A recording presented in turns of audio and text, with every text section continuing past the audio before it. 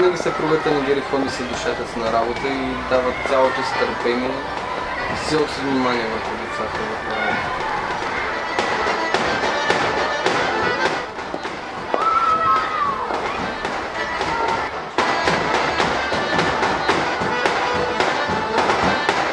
Гергана Димитрова, това е един млад преподавател в нашето училище по хореография.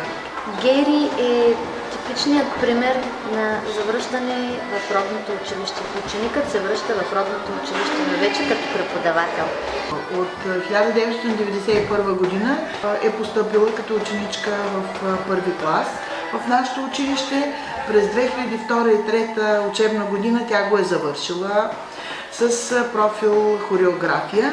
Продължи да се образова в Варненския свободен университет, като завърши бакалавърска степен, след това завърши магистратура хореография, режисура и арт менеджмент и от 2007 година работи в нашето училище. Работи с децата от начален етап и децата прогимназиален и гимназиален етап. За Гергана мога да кажа, че е педагог, новатор.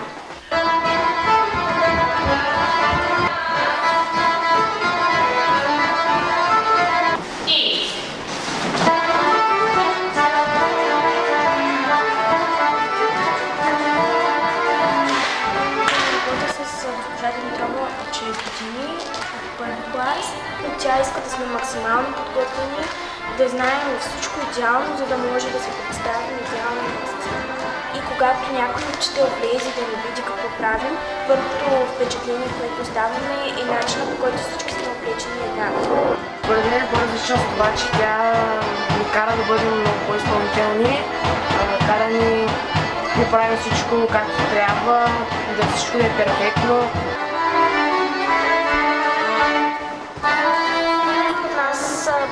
Пълнички и госпожата иска всички момичета да са в добра форма, за да могат всички да излязат да играят на някоя наша изява. Тя винаги ни подкрепя, винаги ни помага, изслушване, когато имаме проблеми. Тя ни е като втора майка, все пак не се познаваме от толкова дълго време. Да, тя дори като се прибере вкъщи, продължава да работи с децата си, като по телефона. Дава много съвети, което е много хубаво като преподавател. Дали точно като приятели с тях. Постоянно е с тях по концерти, в залите. И за мен това прави много добър учител и преподавател. Както хореография, така и художнически. Тя е много по-необикновена, тъй като е много забавна докато работим. Винаги понякога можем да намерим повод да се смеем заедно. И винаги искаш да е както трябва, но и за това се получава. И това, че при нея се занимаваме с много различни неща, които са забавни, интересни, за всичко. Раз, два, три, прескоче, раз, два, три, прескоче, раз, и два, Но имаме много концерти, последно правихме една пиеса. Има много нови идеи, осъществява ги, работи по проекти, много нови пътища и много нови контакти, които после ги вкарва в училище, в нейните ученици. И в нейно лице те виждат по-скоро младия, нов човек, пълен с идеи, отколкото преподавател в стария класически смисъл. Чуваха се виковете им: доживяхме, Боже, да видим бял ден! Честити сме били да посрещаме българския скер. Бяха облечени с най-хубавите дрехи, отворили вратата и извикали колкото им сила стига: милост! Милост! На минутата се показали кървавите ятагани и, о Боже! Човек, който има огромната амбиция да се докаже в нашето общество като творец.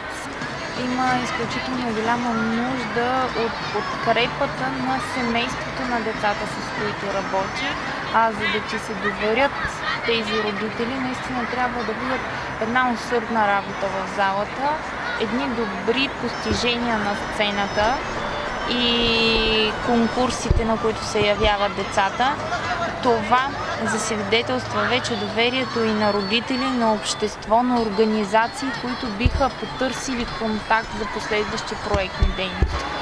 Поне 2 турнета годишно зад граница, а концертите ни извън града са много. Не мога да ги кажа колко са, всяка година са различни.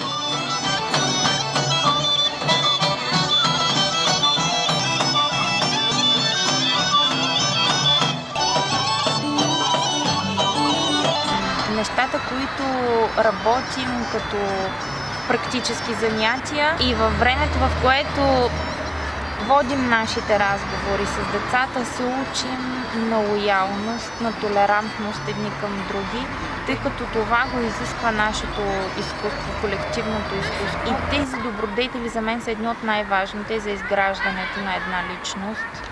Толерантност, доброта и амбициозност задължително. Изградени като професионалисти, дори и не като хореографи, но изградени като личности. Влизам в училище в 10 часа сутринта, излизам в 7 часа, тъй като трябва да заключат училището.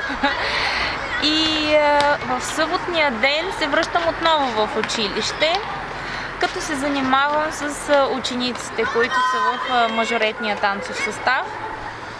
И заедно репетираме с духови оркестър. Във времето, в което не съм в училище, репетирам с децата от село Дончево в читалището. Отделно ходя в училището в село Победа да водя танцов състав, така че свободно време нямам. Всички казваме, че не са лесни ученици. Напротив, учениците са се много хубави, децата си отговарят на времето, в което живеят, но и учителите трябва да отговарят на времето, в което живеят. За мен тя е нужният учител в днешното училище.